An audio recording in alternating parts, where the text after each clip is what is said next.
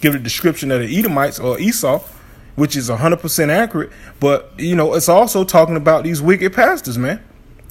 Okay, which the majority of these people that go to church in the congregation, they know. They just see his riches and say, hopefully I can stay on this path. But I just come to hear the word. That's their main excuse. I just come to hear the word. So they're thinking maybe if I come to hear the word and maybe, I can get a couple of dollars down the road. The Most High bless me with a couple of dollars, which is totally opposite of what the scriptures teach. You get what I'm saying? But people don't read. That's why the scriptures say, blessed is he that readeth. Okay. Verse 11, I am the good shepherd. Okay. See, it's the good shepherd. The thief is the bad shepherd, your pastor. Okay. It says, I am the good shepherd. The good shepherd giveth his life for the sheep. But he that is a hireling and not the shepherd, whose own the sheep are not, seeth the wolf coming and leaveth the sheep and fleeth. And the wolf catcheth them and scattereth the sheep. And that's what your pastor is doing, man. That's what the pastor is doing. Okay. He's leading you on. He's getting money out of his congregation, which these people know. Okay.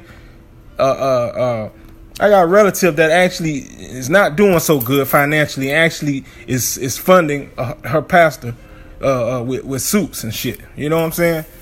Which is just absolutely crazy, man. But that's a Christian for you, man. They have no values, no morals, no understanding of anything. Okay. Don't read the scriptures. All out wicked 6 days of the week, 7 days of the week. Well, all out wicked 7 days a week, because if they understood the scriptures, going to church is basically committing sin, committing fornication, man, because you're worshiping another God. Okay? Let's look up hireling here.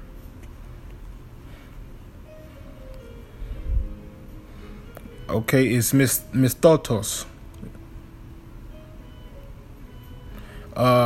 One hired, a hireling. And that's what these pastors are, man. They go to seminary school, okay, and they've been set up by Esau to mislead the people and keep them in a dumbed down state, man. And that's why, one of my decrees to myself, man, I don't deal with goddamn Christians, man. Period. You can't get through them. You can't crack that nut, man. Okay? And that's them being given over to that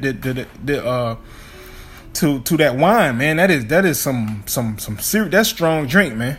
That Christianity shit, man. You can't crack that nut. It's impossible. Okay?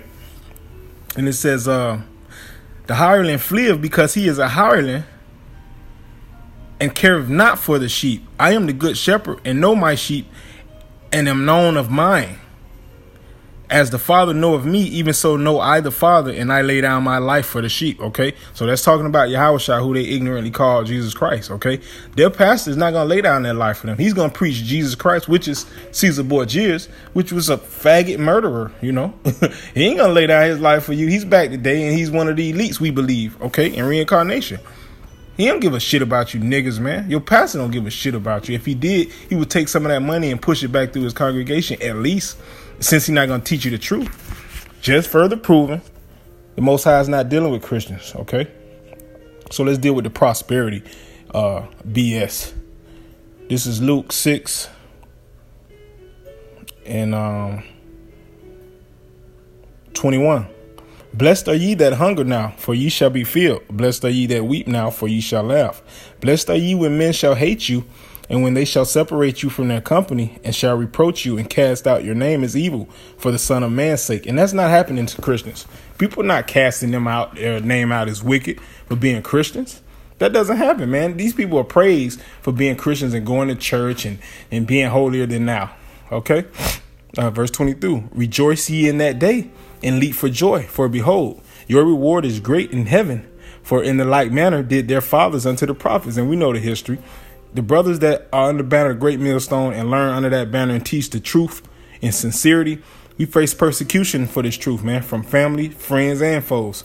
Okay? And that's the same thing they did to the prophets. So we're in good company, man. We're in good company. Verse 24, but woe unto you that are rich, for ye have received your consolation. But you see, that's what they do in those churches. The pastor always preaches prosperity. But hey, the Messiah said, but woe unto you that are rich, for ye have received your consolation. Okay, you'll never hear your pastor bring that out. Just showing you the Most High is not dealing with Christians. It says, woe unto you that are full, for ye shall hunger. Woe unto you that laugh now, for ye shall mourn and weep. Woe unto you when all men shall speak well of you, for so did their fathers to the false prophets. Okay, and that's plain. That's plain. And that's what you people are dealing with in these churches. You love your pastor. People speak highly of them. They get streets named after them. Okay, but hey, nothing's new under the sun. They did that to the false prophets, and that what lets you know the characteristics of a false prophet. It's plain, bro. It is absolutely plain. You just have to, be of the fold, like Yahweh Shah said. He said his sheep know him, and he knows his sheep. Okay, the sheep hear the voice. Okay, well, what I want to close out with. Okay, let's go to Acts 7. And the average Christian will quote this scripture, but they have no understanding of it.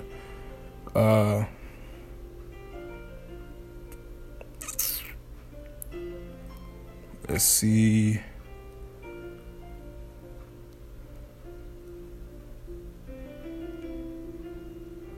Let me see.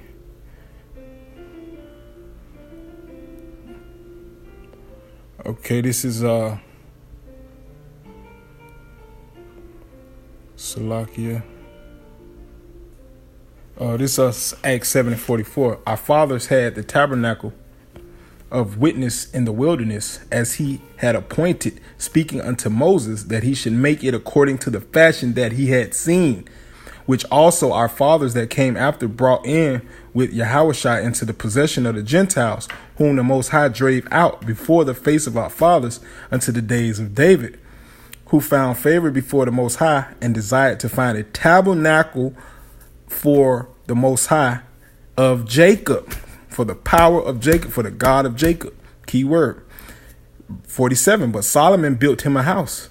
Verse 48, howbeit the Most High dwelleth not in temples made with hands, as saith the prophet. Okay, now had this conversation with a Christian, which I said, and that's the reason why I don't deal with him. We just defend the gospel with this guy. But I said to him, look, who ordained your pastor to build a church? The Most High gave Moses the instruction on how and where to build his tabernacle. Who told your pastor where to build his tabernacle? Once again, proving the Most High is not dealing with Christians, man, or Christianity. It says, howbeit the Most High dwelleth not in temples made with hands, as saith the prophet. And what do most of these Christians consider their church? A house of God. But who ordained them to build it? Okay. Oh, that's what proves they're hirelings. Okay.